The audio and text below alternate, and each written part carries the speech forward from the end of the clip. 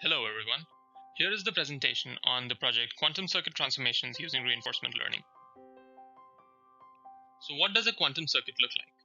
Well, it looks very much like a classical circuit with a bunch of qubits starting out and having one qubit operations which are analogous to NOT gates and multi-qubit operations which are analogous to AND gates or OR gates.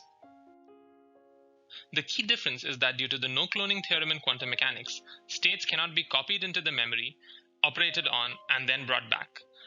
The CPU or the operations have to be built on top of the memory itself, and therefore the two qubit operations are restricted on what pairs of qubits they can act on, and these qubits have to be neighboring each other as given in this hardware topology over here, where 1 and 2, 2 and 5, 2 and 4, 2 and 3 and so on can interact, but 1 and 15 cannot interact with each other because they are not neighbors.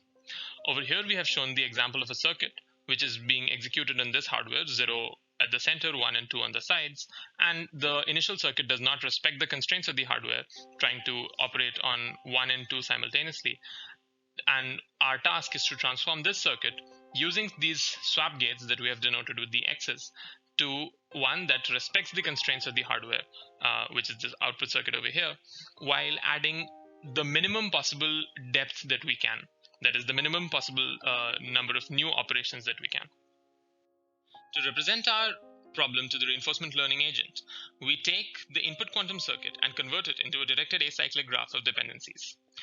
Each operation between two qubits is a node in our graph, and it depends on another node if it uses one of the same qubits as the prior node and comes later in the input logical circuit. Our RL agent will start at the leaf nodes of the DAG, schedule these operations on the target hardware, and pop them and move on iteratively through the rest of the circuit, scheduling the entire circuit. Since we want to minimize the total depth of the circuit and not just the number of operations, we need to build the idea of parallelization into our model.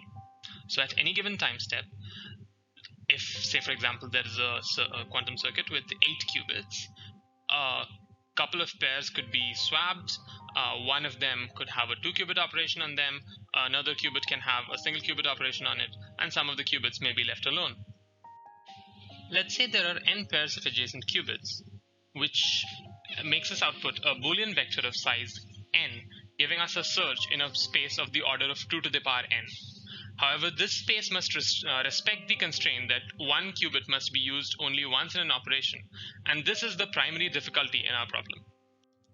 Previous research attempts, scanty as they are, use a simulated annealer as their action chooser, which is guided by a deep Q network, which helps in evaluating the value function for any action set. We propose to replace the simulated annealer with a graph neural network guided Monte Carlo tree search, which will help us gain more stability in terms of training of the reinforcement learning algorithm. We use the standard Bellman updates for computing the value functions and the action probabilities for our model, and we use the upper confidence bound on trees, actually a small variation on it, which is built specifically for highly asymmetric trees, to compute which nodes to explore, trading off exploration and exploitation. Let's take a look at how we visualize the agent as it works through the graph, trying to improve it to at least human level accuracy. The green boxes represent the swap operations, whereas the blue boxes represent the 2-qubit operations. We constantly keep on seeing the reward function that is being shown on the right-hand side of this first image, as well as the next targets, or in the 4x4 qubit case, the number of operations that have completed. And this is the primary visualizer that we use to validate the correctness of our model. The primary value proposition of this research comes from 3 major facts. The first is our idea of representing the state of the parallelization using mutex locks, both for the reinforcement learning agent and for the graph neural network. Since we use integer-valued mutex locks and not semaphores, we can optimize for different types of swap gate decompositions. For example, swap gates are usually 3 times as slow as elementary C0 gates, and single qubit gates are significantly faster than 2-qubit gates, so we do not have to worry about them.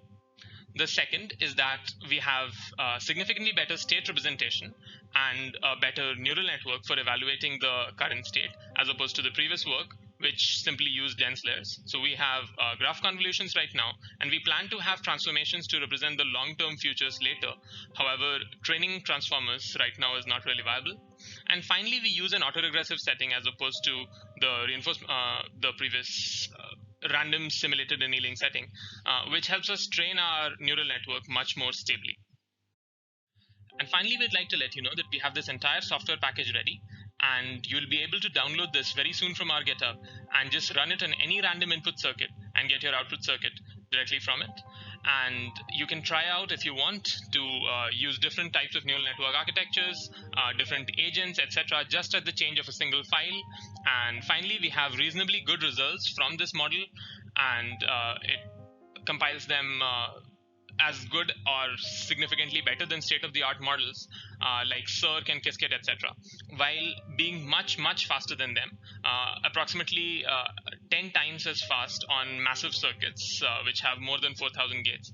And despite the fact that our performance slightly decreases as we get to bigger and bigger circuits, these are not really relevant because the near-term quantum circuits are going to be relatively small, where Monte Carlo tree search is extremely efficient at finding the optimal solutions.